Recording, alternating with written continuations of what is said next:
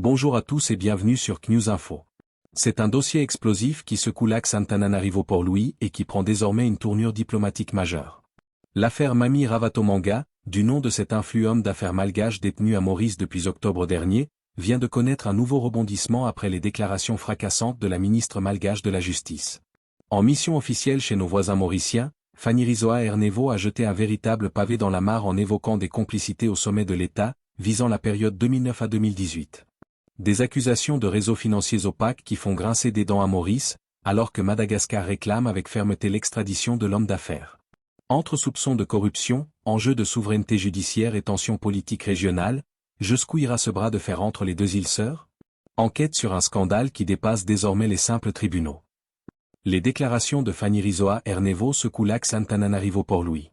L'affaire Mami Ravatomanga, déjà brûlante sur le plan judiciaire, vient de franchir un nouveau palier diplomatique. En mission officielle à Maurice, la ministre malgache de la Justice, Fanny-Rizzoa Ernevo, a jeté un pavé dans la mare lors d'une intervention sur les ondes de Radio One, R1. En évoquant des « complicités » au plus haut sommet de l'État mauricien entre 2009 et 2018, elle a déclenché une tempête de réactions, mettant à l'épreuve la solidité des relations entre les deux nations sœurs de l'océan Indien. Un dossier financier aux ramifications régionales. Au cœur de cette tourmente se trouve Mami Ravatomanga, figure incontournable du patronat malgache.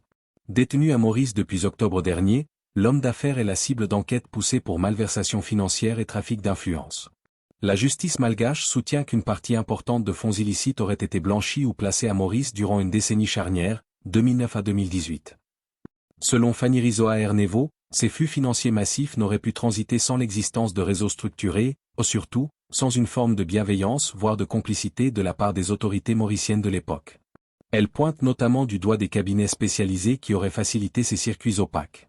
Le dilemme de l'extradition, Madagascar pose ses conditions. La question du transfert de l'homme d'affaires reste le point de friction majeur. La ministre a clarifié la position d'Antananarivo avec une fermeté remarquée. Priorité à la Grande Île, Madagascar exige que, une fois les procédures locales terminées à Maurice, Mami Ravatomanga soit extradée vers son pays d'origine.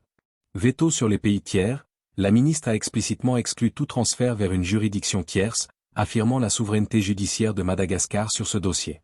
Bien que certains observateurs qualifient ces annonces de « confuses », elles envoient un signal politique limpide. Le gouvernement de la transition, refondation, entend faire de ce procès un symbole de sa lutte contre l'impunité. Une levée de bouclier à Maurice. Les propos de la garde des Sceaux malgaches n'ont pas tardé à faire réagir la classe politique mauricienne.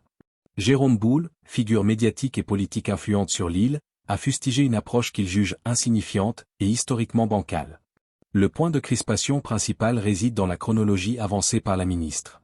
En ciblant la période 2009 à 2014 comme une ère de complicité, elle vise indirectement Navin Rangolam, l'actuel Premier ministre, qui tenait déjà les rênes du pays à l'époque. Cette accusation frontale est perçue par certains comme une maladresse diplomatique majeure susceptible de crisper les échanges judiciaires en cours. Un contexte politique malgache en pleine mutation. Cette affaire prend une résonance particulière à Madagascar, où la période 2009 à 2018 couvre la transition d'Andry Rajoelina et le mandat de Heri Rajaonarimampianina. Paradoxalement, le pouvoir actuel de la refondation, dirigé par le colonel Michael Randrianirina, voit le retour aux affaires de figures issues du parti HVM, autrefois liées au régime précédent. Les enjeux à surveiller, la coopération judiciaire.